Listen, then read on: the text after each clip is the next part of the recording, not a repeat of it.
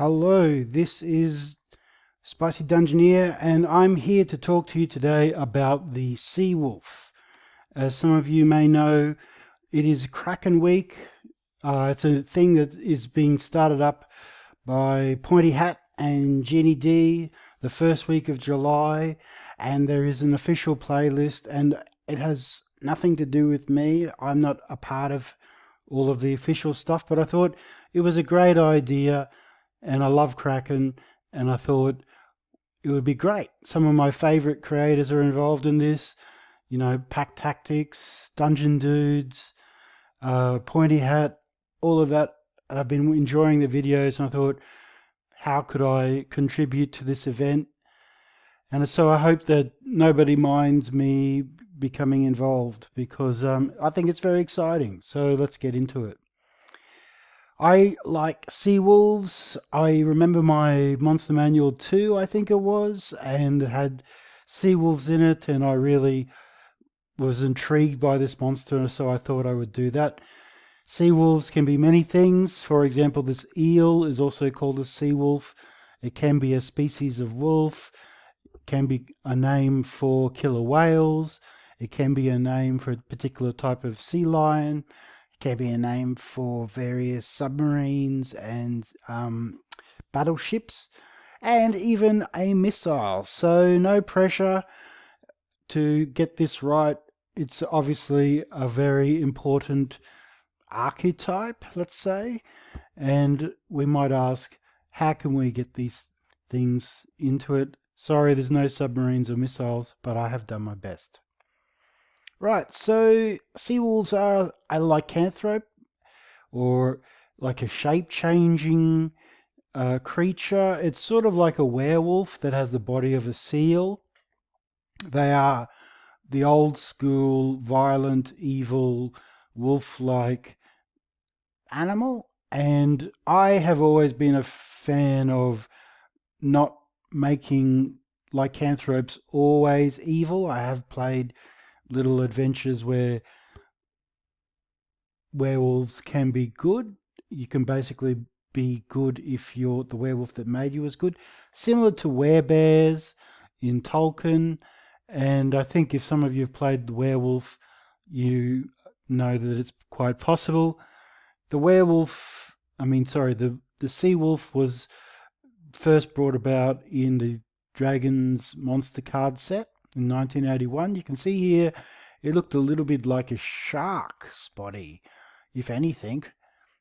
But they have also been described as having seal-like bodies, and as we will see, also there were two sizes, large ones, or greater, and lesser, and they were on the very chaotic side of evil, doing wanton destruction for the fun of it, basically.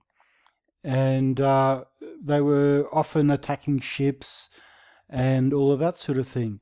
They could also be this wolf-human hybrid, sort of like you see here, which is interesting and offers a lot of options. And they've been redone in various editions. There's no official 5e version of them, and so I have made some rules today. So I did look around at what was available on the internet, and I found some things, and I checked them out, and it was all very interesting, and I like what some people have done, trying to fill in the gap because it's not in 5e. And it has a lot of interesting, it's a lycanthrope, so is able to pass on the curse of lycanthropy through its bite, and it can attack, using weapons in its humanoid form. These are a list of books that have stuff from D&D in various editions and monster manuals, etc., etc. I'll just put them up there because I did use some of the art there, and I do want to give credit where credit is due.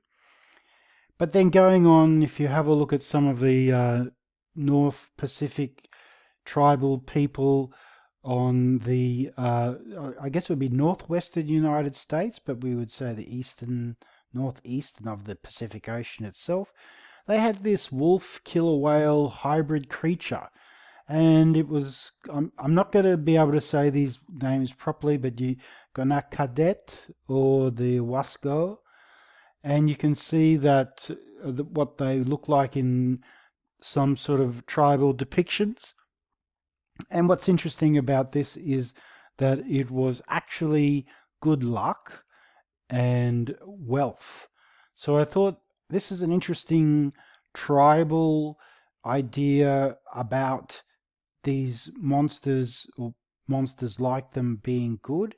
I don't want to appropriate the cultures of these people that create these wonderful stories. So full respect to them. I'm not going to do exactly like this, but it did inspire me. And so, I recognize their connection to the land. So let's create this an encounter, and I hope you will like it. So basically, I am going to be giving you this encounter for free. I'm going to put the link in the description if you want to play this for your Kraken week with a party of, say, 2 to 4 levels, maybe 5, depending on the ability of the players. But the important thing is it starts off either in a coastal village or you are in a coastal tavern or a local manor, right? It needs to be near the sea or on a ship. And 2 other guests arrive. Now, if it's a ship, these 2 are going to be asking for passage. And if not, they're just invited to the party or they come to the inn. All of those options are covered within the story. And I did add a third option as well for if the DM thought that they were needed. And so you can have a look at those characters, just the rough bones of them to run this campaign. By the way, all of the art like this that I haven't taken from the monster manuals and things like that is made by AI, and I'm sorry about that, but I don't have the time and I don't have the skills, I guess, to produce works of art as good as other people on YouTube. Anyway, Bolivian I thought could be a bit androgynous, so you can adapt that character to your needs as a DM for inclusivity. All of these pictures are just for ideas if you want to mix and match them. I think they have to be human to be a lycanthrope, or you could make them elvish or whatever you want. I guess if it's your world. But anyway, there's a party or a ball. I like the idea of a ball, or at least the ship's captain has invited everybody into his. If you've ever read Master and Commander, they always having like dinners and parties on ship in this sort of quarters of the captain, and involves music and things like that. So I was sort of thinking about that. Anyway, so there's dancing, there's music, there's chances to do some card games and other skill checks for interesting things. There's a bit of information gathering and rumors, and so like obviously on a ship you'd be talking to some of the crew and things like that. In a lord's manor or lady's manor you'd be talking to other people at the party. So it starts off this whole adventure with the players using their skills and tools and gaming proficiencies to win a little bit of treasure, talk to some interesting people, and hopefully pass some skill checks and get some interesting outcomes from that. But during the night, some shark people attack. So they can either attack the ship or the stables of the manor or the inn, and it's up to the players whether they get involved. There's some little bit of spying out as well with the 3 guests moving around at night, so it sort of raises enough suspicion on them as well. And that's part of it. It's a mystery. Are the sea wolves good? Are they bad? You hear they're bad through all the gossip. There's other stories that they're not so bad. What do the players believe? They don't know. this happens, maybe the players get involved in this. They fight off our good friends, the Sahuagin. I hope I'm saying that right. And so it's not the sea wolves, and these guys are just after some meat and some treasure. And hopefully the players fight them off. And then the next day, the sea wolves want to talk.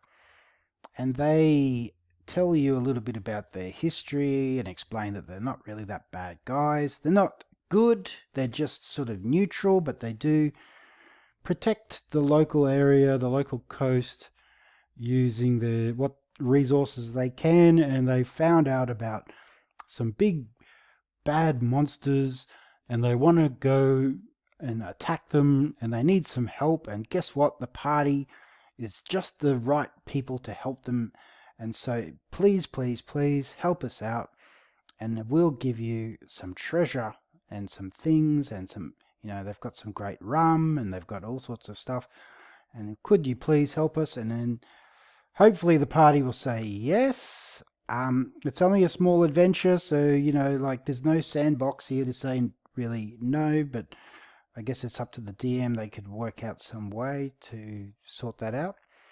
And then the players get to the beach with the sea wolves, and they swim across to the lair of the big bad shark monster. I'm not going to tell you exactly what sort of shark monster. You could probably guess.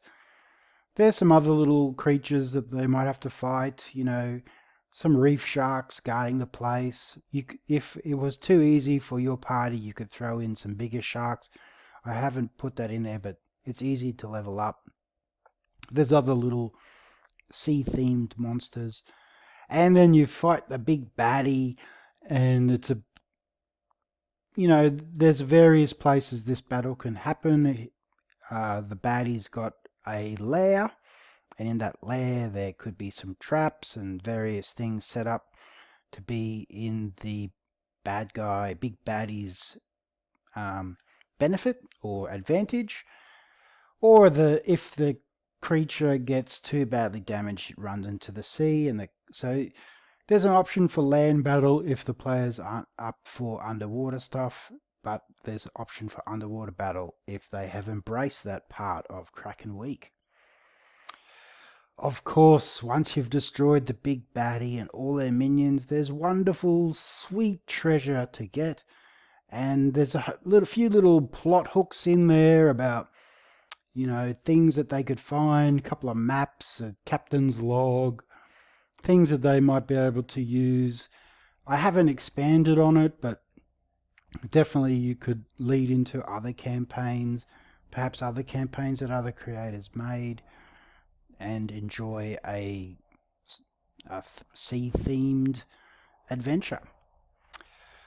So, is that the end? Well, no, there's this mysterious room that can be found with an altar to an ancient god and all of these magical runes and things like that.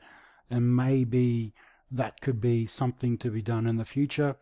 I left a few plot hooks that the DM could use, and I hope they don't have to be if you don't want them. But I hope you've enjoyed this video. Check out the description. I will put the link for this adventure for free. I've just done it myself. I've been spending all day on it. I really hope you enjoy it. I think it'll be fun. I think it would be cool. It's got pirates. It's got, sunken treasure and shark monsters and sea wolves. And it's got, I think the sea wolves are pretty cool. It's a bit like Sid Meier's. You've got, you've got dancing. You've got all of the sort of treasure that you might find in a campaign that requires you to go under the ocean. So that'll help set the players up to do that sort of thing if you're intending to do that. Please like and subscribe. If you enjoy this content, click on the notifications. It really helps me out. Check on the quizzes and stuff, and I'll see you in the next one. Bye for now.